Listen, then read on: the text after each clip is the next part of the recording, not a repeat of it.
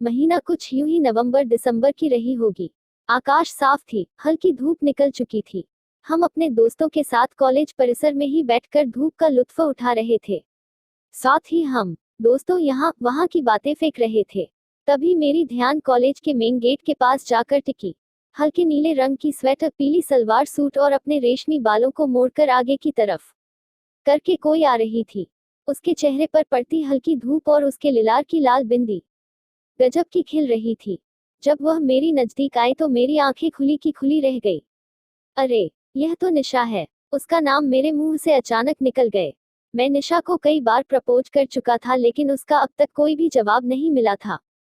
वह ना तो कभी इनकार की थी और नहीं कभी हामी भरी थी। बस वह सिर्फ मुस्कुरा कर टाल देती थी। यही कारण था कि मेरे दोस्त मुझे हमेशा कहा करता था कि निशा भी तुम्हें प्यार करती है तभी तो वह तुम्हें इनकार नहीं करती है। आज उसे इतनी सजी सबरी देखकर मैंने भी ठान लिया था कि आज उससे जवाब लेकर ही रहूंगा। अब हम लोग क्लास में जा चुके थे लेकिन जैसे ही ब्रेक में मौका मिला उससे पूछ ही लिया। निशा, मैं तुमसे एक बात पूछना चाहता हूँ। पूछो, निशा ने कही। मैं अपनी आवाजों को दबाते हुए बोल ही रहा था कि उसने मेरी बातों को काटते हुए बोली, ठीक है, आज तुम कुछ नहीं कहोगे, मैं ही कहती हूँ। यह सुनकर मेरी धड़कन तेजी से धड़कने लगा। पूरे शरीर में बिजली सी चौंध गई। पर उसने जो कही आवाज सुनकर मेरी खुशी का ठिकाना नहीं था। आज तो मेरी जिंदगी का सबसे हसीन पल था, जिसका इंतजार मैं बरसों से कर रहा था, वह आज सुनने को मिला था। आई लव यू, निशा अपनी होठों को मेरे होठों के नजदीक लाकर बोली। निशा मेरे प्यार को कबूल कर चुकी थी और देखते ही देखते कुछ देर में हम दोनों एक दूसरे से गले में लिपट गए। सदियों से बंजर जमीन पर आज पहली बार प्यार की गुलाब खिल रही थी। सभी दिशाएं मोहब्बत की इस रंग में विभोर हो चुकी थी। अब हम कुछ ही दिनों में लैला मजनू की तरह पूरे कॉलेज में फेमस हो चुके थे। हमारे सभी दोस्त निशा को भाभी कहकर बुलाने लगे थे। कॉल इसके बाद हम दोनों कई बार साथ में घूमे, मस्ती किए, कभी इस पार्क में तो कभी उस पार्क में। अपनी बाइक पर लेकर उसे जब पटना की सड़कों पर निकलते थे तो सारी लोगों की नजर हम दोनों पर टिके रहता था। लेकिन एक समय ऐसा भी आया जब हमारी कॉलेज खत्म होने को आ रही थी। हम दोनों को अलग होने की डर खाई जा रही थी। दिमाग में अलग अलग गजब गजब के ख्याल आ रहे थे। कभी सोचते हम दोनों शादी कर लें तो कभी हमें अपने परिवार के फैसले का डर सताने योजक चिन्ह लगता। जब हमारी कॉलेज खत्म हुई तो हम दोनों अपने अपने शहर वापस आ गए लेकिन उसकी यादों ने यहाँ जीना मुश्किल कर रखा था। कई दिनों तक कुछ करने का मन नहीं कर रहा था। बस यूं ही उदासी में उसकी तस्वीरें को निहारता रहता था। मैं भाई बहन में सबसे बड़ा था जिसके कारण पढ़ाई के बाद जिम्मेदारियां बनती थी कि मैं जल्द से जल्द जॉब कर लूं। मैंने भी अपने फर्ज निभाने हेतु सब कुछ कर रहा था, करना शुरू कर दिया। इसी बीच मुझे एक अच्छी कंपनी की जॉब ऑफर हुई। नशा को भूलने की कोशिश। इतने दिनों में निशा मुझे भूल गई होगी, इस तरह का ख्याल मन में बहुत बार जाया।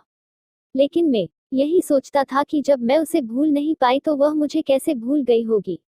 दिल तो चाहता था सब कुछ भूलकर उसके पास चले जाऊं लेकिन जिम्मेवारियां मुझे मजबूत से जकड़ रखा था। मैं आगे मन से जॉब के लिए इंटरव्यू देने चला गया। मुझे इस जॉब में कोई इंटरेस्ट नहीं था मगर फिर भी उस जॉब के लिए चला गया। जैसे नदियों का पानी बिना सोचे समुद्र की तरफ चला जाता है, ठीक मैं भी उसी तरह बिना सोचे समझे चला जा रहा था। अब मैं इंटरव्यू के लिए ऑफिस पहुंच चुका था। ऑफिस में कई सारे लोग इंटरव्यू के लिए बैठे थे। मैं भी अपनी बारी का इंतजार करने लगा। वहां भी निशा की यादें खाई जा रही थी और एक अलग तरह की तन्हाई मारी जा रही थी। जिस तरह सूरज के डूब जाने के बाद सूरजमुखी के फूल मुरझा जाती है, ठीक मेरा भी पैसा ही हाल निशा के जाने के बाद हो चुकी थी। बैठा तो था लोगों के साथ लेकिन फिर भी यहाँ भी मैं अकेला महसूस कर रहा था। कुछ समय बाद मेरी भी बारी आ चुकी थी।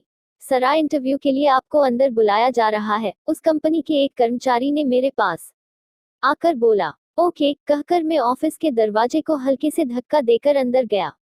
बड़ी बड़ी आंखें, रोदार चेहरा, चेहरे पर कड़क स्वभाव और बाल हल्के सफेद एक व्यक्ति कुर्सी पर बैठा था। उन्होंने मुझे बैठने का इशारा किया। इसके बाद उन्होंने पूछा, नाम क्या है?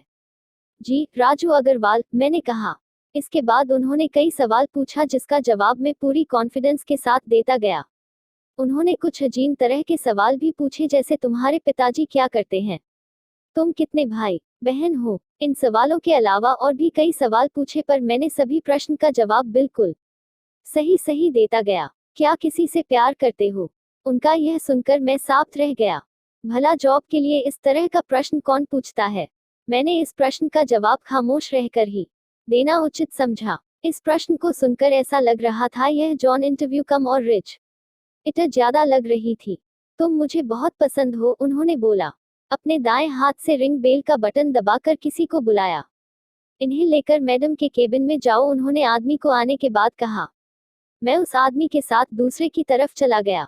मन मचल रहा था। मैं मन ही मन सोता जा रहा था। नौकरी मिलेगी या ऐसे ही वापस लौटना पड़ेगा? अगर नौकरी मिल जाएगी तो अच्छी, वरना। मैं जब दूसरे केबिन के अंदर गया तभी मुझे आवाज सुनाई पड़ी, साहब। बोलो, कितना सैलरी लोगे? जब मैं कुर्सी पर बैठा देखा तो मेरी आंखें खुली की खुली रह गई। पूरे शरीर में बिजली सी दौड़ गई। सर, चेहरे पर मुस्कान लिए कुर्सी पर निया बैठी थी। मैं तो निरा को देखकर देखता रह गया। सभी वह गुझे बोली सहक गए। ने कहा, निशा, तुम्हें क्या लगता था हम तुम्हें भूल गए?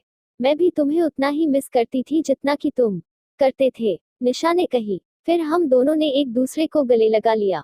कुछ पल तक तो कहीं हम एक अलग सी दुनिया गक हो गए। ऐसा लग रहा था किसी दिवालिया हुए इंसान को उसका पूरा संपत्ति फिर से वापस मिल गई हो। निशा ने कंपनी उसकी पापा की ही है और निशा ने खुद बोलकर ही गहरे नौकरी के लिए ऑफर दिलवाई थी। यहाँ की मेरे बारे में निशा अपने पापा से बात कर चुकी थी और पापा उसके गुज से मिलना चाहते थे। अब तो हम दोनों मिल चुके थे। उसके बाद हम दोनों की शादी हमारे परिवार की रजामंदी से कर दिया गया।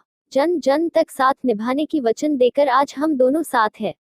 मैं बहुत खुश हूँ कि मुझे मेरा पहला प्यार मिल गया और भगवान से प्रार्थना करता हूँ मुझे अगले जन्म में भी इतना ही प्यार करने वाली मिशा ही मिले। ना चाहत है मुझे इन सितारों की, नाच इन महारों की। तू हमेशा मेरे साथ रहे, यही चाहत है तेरे दीवाने की।